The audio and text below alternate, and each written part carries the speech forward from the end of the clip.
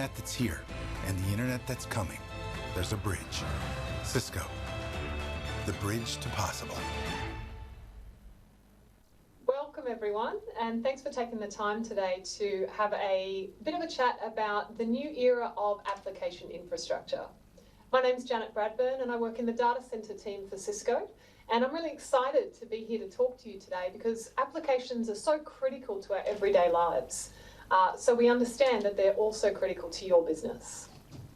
So I wanted to talk a little bit about the world of today. It's a new decade, and we all know that the world has changed. We've seen the advent of new services over the last decade, particularly things like Uber and Grab as an example. They've completely disrupted the transformation industry.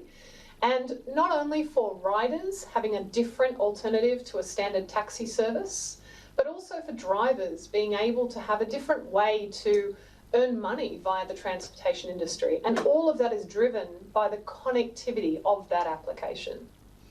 If we look at a different example, again, quite widely used, but it's really interesting to see what's happened with Airbnb, because a lot of us think of it from how much it's changed the ability to have a different experience when you're on holidays, to stay in a different kind of accommodation.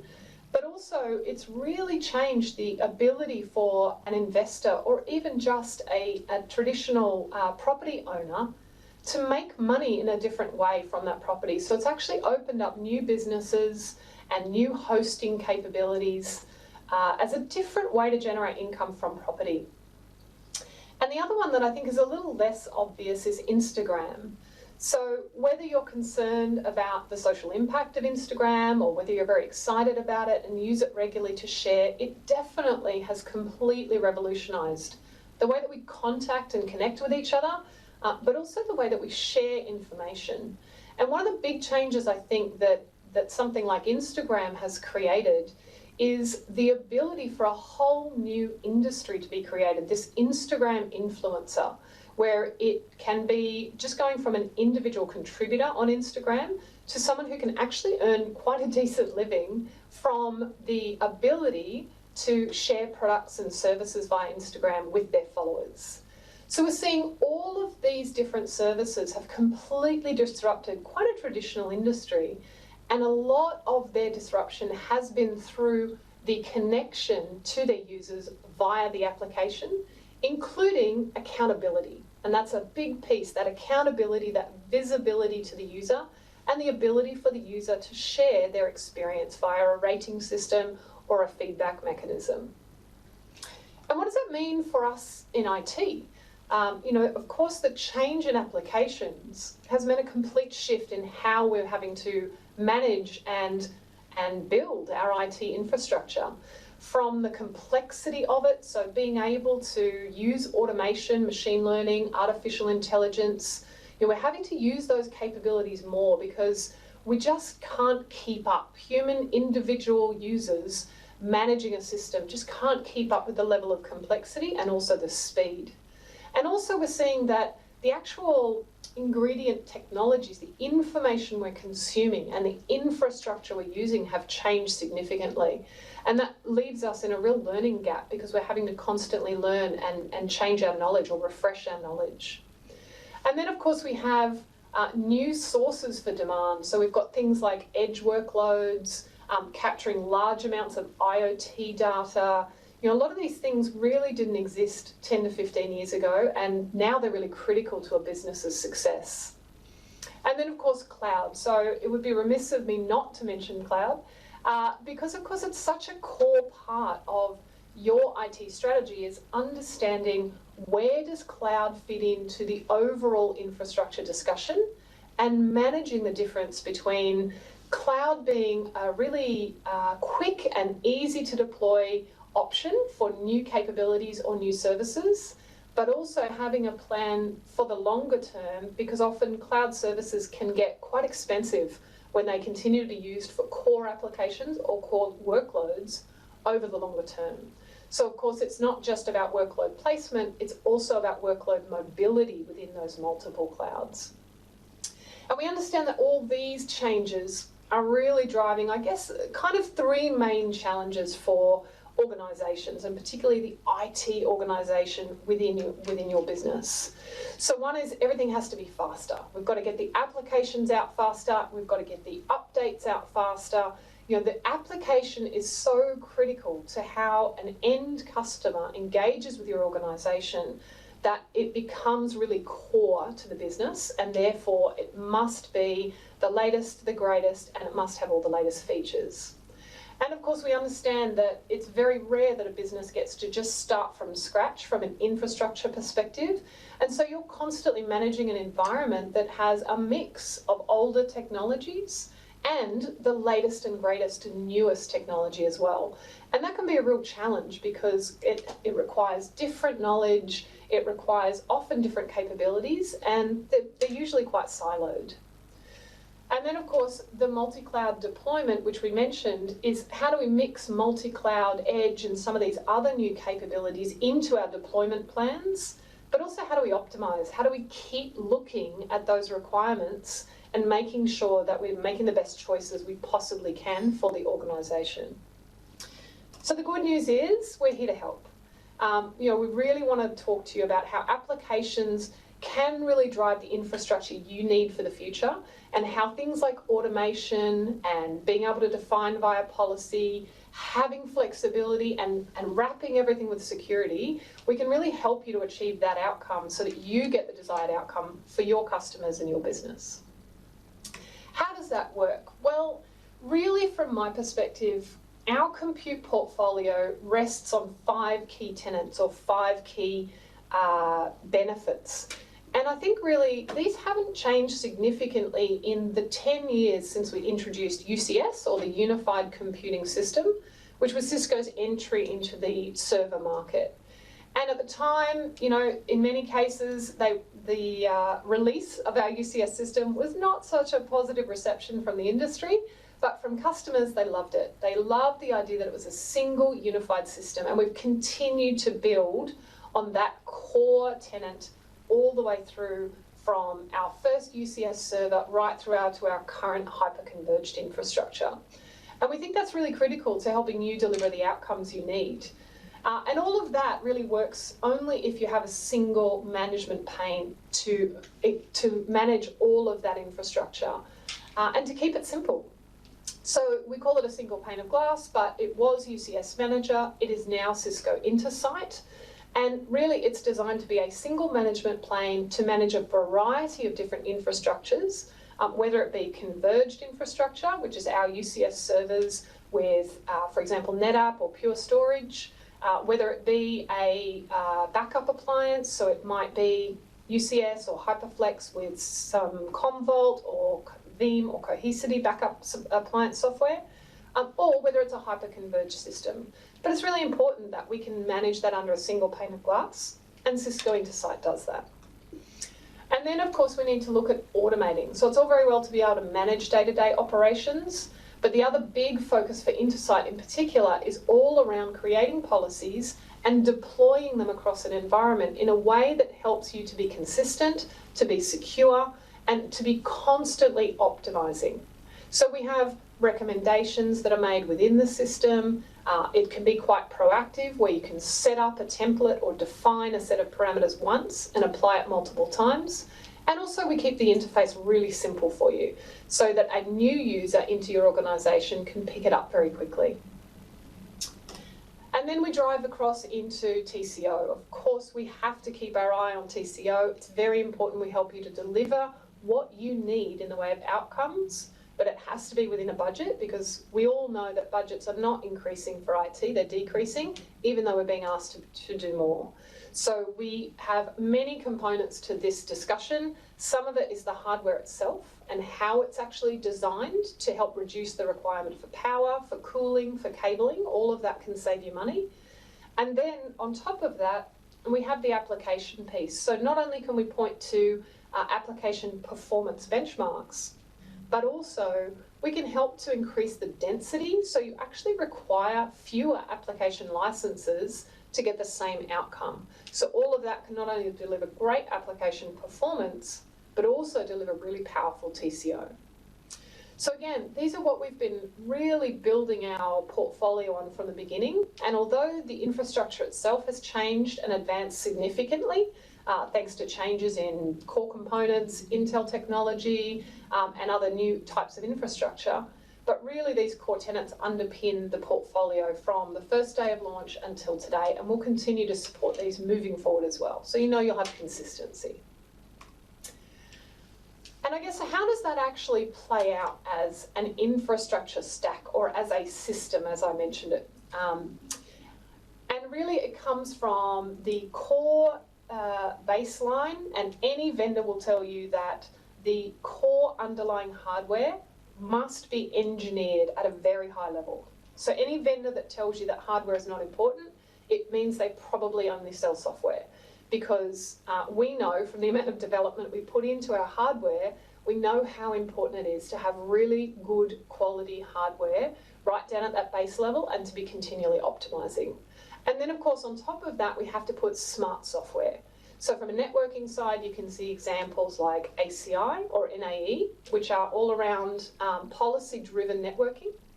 And then from the compute side, I mentioned before, we have Cisco Intersite, and that also links in with UCS Director, which is an orchestration tool that allows you to extend some of the capabilities of Intersite into your backup appliances, into your converged storage capabilities, and also beyond to create things like cloud portals and chargeback and showback portals. Now on top of that, that's the core infrastructure and the automation piece. But then of course we have the cloud and the performance piece. So these are all software tools that sit within our suite that you can use for different outcomes. So I'll quickly just touch on each of them.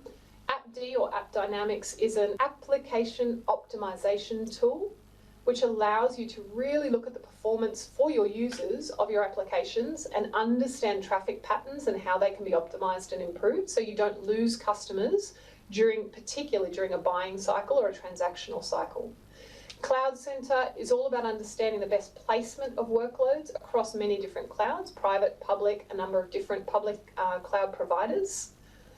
Cisco Container Platform is when you're looking at developing applications via a container platform. We have a number of different options as to how you can do that on our hardware and still have the capability to push those out into other types of containers. And then Workload Optimization Manager is a fancy title really for just making sure you're always getting the best out of your entire infrastructure and you're always optimizing so that you're not buying new hardware if you don't need to, and you're always placing workloads in the best possible way across your environment to get the best outcome. Now, it would be remiss of me not to mention security because it's so pivotal to the success of a data center portfolio. And although security for Cisco is a slightly different part of the business, we work a lot on integration because security for the data center is absolutely critical, and you know that your organization needs you to deliver a very secure data center outcome or a very secure application.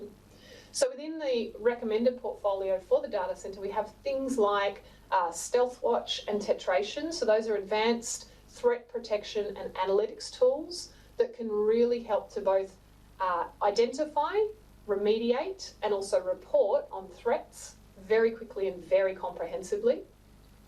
And then we look at some other more basic tools, but absolutely critical. So things like Umbrella, for example, and Duo, which are all around authentication and safe traffic.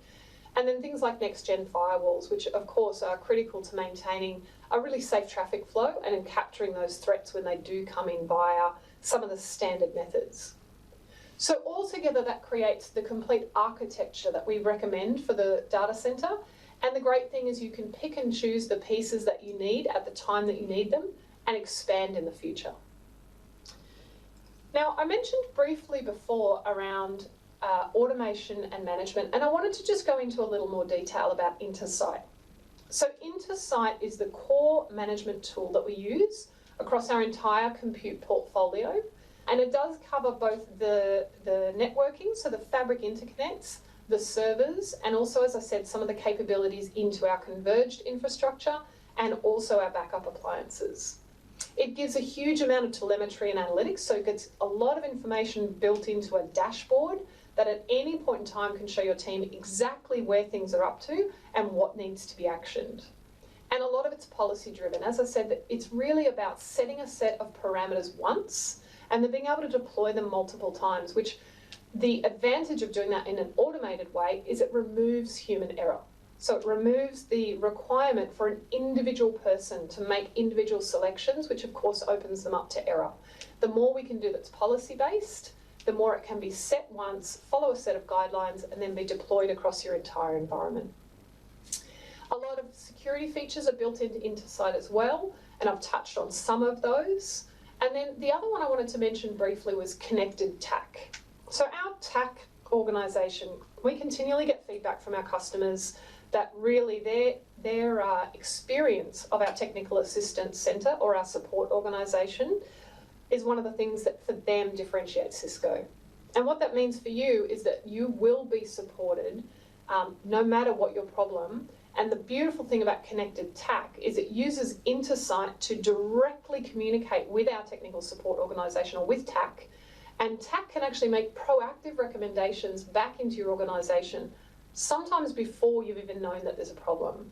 So I'll give you an example. Let's say there was an impending memory DIMM failure, and Intersite recognised that the behaviour of a particular memory DIMM was erratic, it wasn't usual, and so it could actually send a message directly to TAC. TAC could do the diagnostics and understand, yes, that's an item that needs to be hardware replaced, and therefore it could actually send a trigger to one of our agents to contact you and say, hey, we've recognised that there's an impending issue with a memory DIMM, where would you like us to send the replacement?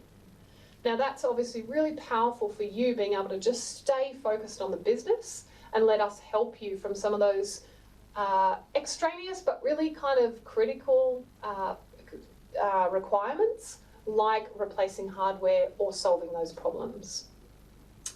There's also all the remote deployment capabilities, so we'll talk a little more when we start talking about HyperFlex Edge as an example. When we have remote workloads, Intersite can be used to remotely manage them. And the other one that I wanted to mention just down in the bottom right-hand corner here were tools like our compatibility check or our HCL, which is a hardware compatibility list. So anytime you're deploying a new patch or a new version of a software, the HCL will check to make sure that the environment will stay compliant and will stay compatible. So if there's a new tool, patch, piece of software that is not compatible with any part of the system, the HCL will flag it to the person who's doing the deployment so that that can be fixed before the deployment goes ahead. So no longer will you have the situation where you deploy a patch or an upgrade because there's been some sort of security breach and Intersite's proactively said, hey, you've got to update this. You won't any longer have the situation where that causes a compatibility issue with a piece of hardware, for example, because the HCL will flag that and that issue can be fixed before it causes a problem in your environment. So as you can see, there's a lot of proactive notifications, a lot of proactive intelligence that's built into the Intersite tool, and it's all about helping make your day-to-day tasks much easier. So that's the management side. I want to drop down just one level into the actual solution itself. So one of the core newer technologies that we have, and this is the reason I wanted to talk about it today, is HyperFlex. So hyperconverged infrastructure, or HCI, has been in the market for a while. In the last couple of years, it's gained significant traction. Many of you have probably already seen it or dabbled in it. But really, HCI is about bringing together hardware, software, storage, and networking into a single platform or a single appliance to make it easier to manage and easier to maintain. So HyperFlex is Cisco's answer to the hyperconverged question, and really it drives a huge number of outcomes that you can see on the right. But one thing I wanted to really highlight was HyperFlex is still the only hyperconverged solution in the industry that has networking engineered in right from the get-go. So you'll see many other hyperconverged vendors, they'll have hardware and software and storage, but when it comes to networking, it's offered as an additional component, and it's not necessarily managed by the same tools. So for us, really, we wouldn't be giving you the complete solution if we didn't have networking integrated, and that then delivers all these outcomes because you have a complete system now that works as one cohesive unit. And that also means it can be managed as one cohesive unit. So there's lots of solutions out there in the industry. What are they doing, or what can you use them for?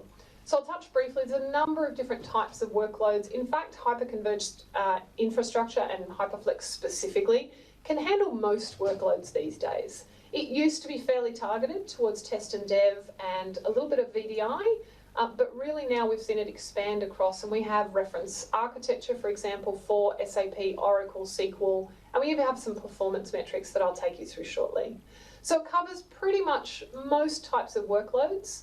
However, having said that, we do still have a range of different infrastructure options available: hyperconverged, converged, pure compute. So you still can choose the best type of infrastructure for your workload and for your business. And we can mix and match them all together under Intersite as a single system. But back to HyperFlex briefly, it's been in market for some time now. We've got somewhere over 4,000 customers and counting, but really HyperFlex and hyperconverged infrastructure overall is about delivering key outcomes to your business. So lower latency is one of the core benefits that our customers tell us is a reason for them to move to hyperconverged. And in our instance, we've actually seen up to a 3 times reduction in latency. So that's a big impact on your business and your applications. On top of that, if you flip that around, we've seen a 50% improvement in performance and response times, particularly when we're talking about ERP. And we can also get more performance out of some of the other mission critical apps as well. So for example, a 30% performance improvement for some of the other apps. I mentioned about management, so Intersite and HyperFlex go very well together, and that's where we can get things like a 75% reduction in the amount of time it takes to complete core management tasks and day-to-day operations. And again, that's a huge benefit to your organisation because it frees up those resources to work on projects that are needed for the future of your business, rather than working on keeping the lights on.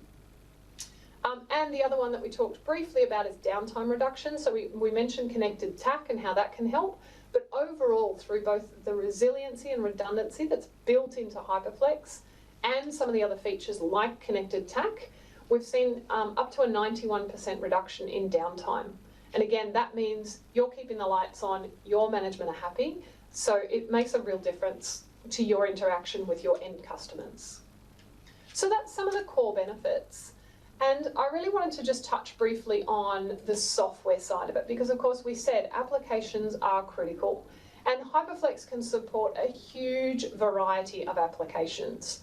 I don't expect you to consume every single one on this list, and I'm certainly not going to cover every one, but you can see here that there's quite a range from enterprise applications through to containers, looking at the intelligent management or AI ops type applications, right down to secondary storage and backup, which is really critical from a data integrity perspective. So if you're interested in learning more about the types of applications that we can support with HyperFlex, you can speak to any of the Cisco team or your preferred partner, and we will very happily help take you through some of this detail. And then, of course, we're not the only vendor in the market with a hyperconverged solution. So I just wanted to touch on a couple of the things to keep in mind when you're considering HyperFlex over a different solution. So performance is one I've talked about, but there's some other underlying benefits or differentiators that I just wanted to touch on. So one is the integrated networking that I mentioned. So it's all about building it in, not just adding it on, but actually building it in from an engineering level, which means it's managed by the same tool and it's optimized by the same tools as well. So that's really critical, and particularly when you're getting to things like installation or deployment, and also when you're looking at things like security, because it must be built in to be able to take advantage of all of the security options that we have, both in Intersite and through our security portfolio. We also have independent scaling. So although hyperconverged infrastructure overall is designed to scale by blocks, so the block that you buy to start with, the mix of compute, storage and software that you buy to start with, naturally scales in those size blocks. With HyperFlex, you can shift that around. So if you have a requirement for more storage within your system, but you don't necessarily need more compute power, you can simply expand your storage capabilities either within the cluster itself or by attaching an existing SAN to add as extra storage capacity for your HyperFlex cluster. The reverse of that, if you have enough storage but you need to expand your compute performance, or you want to be able to push the performance higher, you can add compute-only nodes into a HyperFlex cluster. And basically what they will do is they'll just give you extra grunt. Without having to pay for extra disks or extra software, you can simply get extra compute performance. So you have a lot of flexibility in how the system scales to suit what your business needs. We also have a couple of services running very, very constantly and very efficiently in the background. So the big one that I would be remiss of me not to mention is the inline deduplication and inline compression. All that means is we're constantly optimizing your data storage, and it means that we're not using more space than we absolutely need to.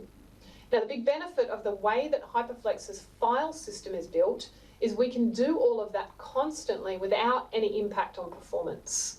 So that's one of the reasons, I'm about to go through some performance metrics, that's one of the reasons why the performance of a HyperFlex system is what it is, because of the fact that we have these services running constantly, but running in a way that doesn't impact on application performance. And we also have some really fast and efficient snapshots. We can do very simple clones, and we have all of the management benefits that we talked about with Intersite, plus we have some integration directly into the VMware hypervisor. We can support VMware and Hyper-V. We just have a few more integrations directly into VMware. So those are some of the core features or the differentiators to remember, and make sure that you're looking at how those features will be addressed in any solution that you choose to consider. And I wanted to touch briefly on performance. I did promise I'd take you through some metrics. So I'm just going to look at two different workloads. This first one is the Oracle database. So this is an example of where we're looking at Cisco HyperFlex versus two other industry-leading vendors. I can't mention who they are, but do trust me that they are not bit players. They are absolutely core and industry-leading vendors. And this is when we look at IOPS, or performance. So we can see that compared to the other vendors, we get a 40 or a 43% improvement in the IOPS based on exactly the same hardware configuration. And that's due to all of the features and optimizations that I mentioned just previously. If we switch it around, instead of performance, if we look at latency, which is obviously the reverse indicator of performance, we see a huge variety in latency. And it's not only the actual latency itself, it's also the consistency of that performance. So the way to read this chart, you can see that the left-hand bar on each of the graphs is the read latency, the center bar is the write latency, and the right-hand bar is the total latency aggregated overall. So you can see, given that lower is better in this instance, you can see that we have pretty significant improvement, particularly when it comes to write workloads. So that's a great one to consider. If you do have a very write-heavy workload, just really make sure that when you're getting quoted performance figures, that they are specific to write workloads as well, because we find that most people are only talking about read and they're not talking about write. And we know that as data becomes more and more important, we have to be able to write it to a disk somewhere. So it's really critical to make sure you consider both. So that's for Oracle. I'll just touch briefly on SQL. It's quite a similar story. It's just a slightly different set of data. It's even more so, we found, for SQL Server. So as an example, between a 47 and a 59% improvement in IOPS, again, based on exactly the same hardware, so all things being equal. And then when we look at the latency, it's an even greater difference, particularly when it comes to write workloads, but across the board. So, you know, up to a 200% improvement in the latency when we're looking at HyperFlex versus a competitive vendor. So again, just keep those in mind, regardless of which solution you're considering. Just really make sure that you're thinking about performance as a core part of your consideration for a hyperconverged solution.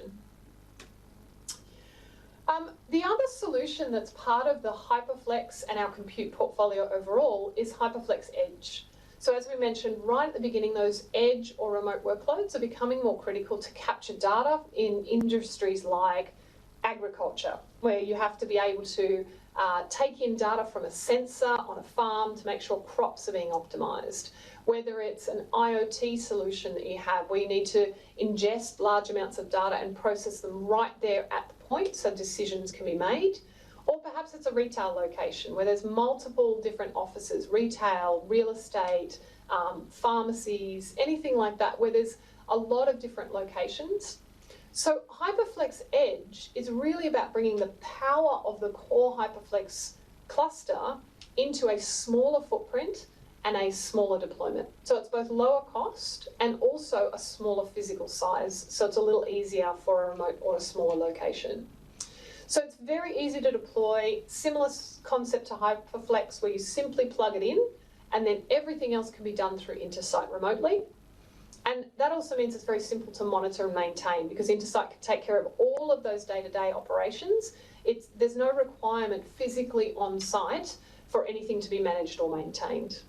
And then, of course, we have the flexibility of scaling that we talked about, so the ability to easily scale as needed, and also that reduced downtime, which is particularly relevant for remote locations because often there isn't an on-site resource who can help if there's a problem, so we really need to make sure we're managing downtime as efficiently as we can. So that's the HyperFlex Edge solution, and as I said, they can be mixed and matched. So HyperFlex Edge comes in a 2, 3, or 4 node deployment. If you do need to scale beyond 4 nodes, you can simply add another HyperFlex Edge cluster, and it can both those clusters can be managed by a single Intersite instance. So although the flexibility and scalability of HyperFlex core deployments is much greater, we do still have flexibility to grow if needed in a HyperFlex Edge deployment. So lots of different options there for you to consider. And one of the real, I guess, workloads or use cases that we're seeing for HyperFlex Edge, as an example, is SD-WAN. So SD-WAN is getting more critical, being able to deliver secure network capabilities at a remote location. And Cisco recently acquired a company called Viptela who do an SD-WAN solution, probably not so recent now, but they did acquire them. And we can run the full Viptela solution on a HyperFlex Edge deployment. And that brings everything into one support organisation. We have full reference architecture, so we can help you on how to build that. And it can still be managed through Cisco Intersite as well. So great capabilities, and we're growing those all the time. The same integrations apply for some of our collaboration products that can be run on HyperFlex or HyperFlex Edge, and for many of our security products as well. So bringing it all together, that kind of brings me back to the start or back to the future.